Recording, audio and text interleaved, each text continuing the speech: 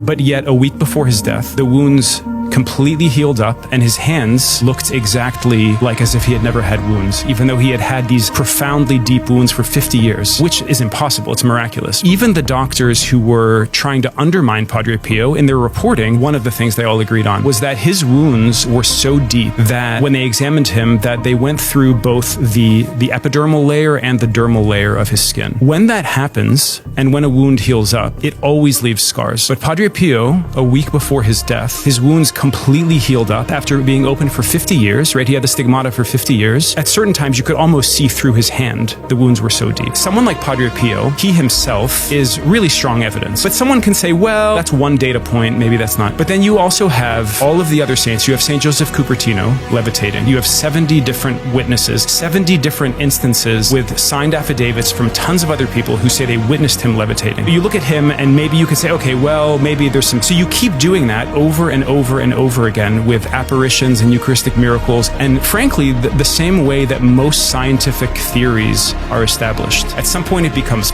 possible, then plausible, and eventually it becomes, okay, this is more certain than not. If you, again, look at the evidence within the Catholic faith with an open mind and heart, you see that God has given us such an enormous wealth of evidence. It seems very clear. There's nothing like this anywhere else in the world.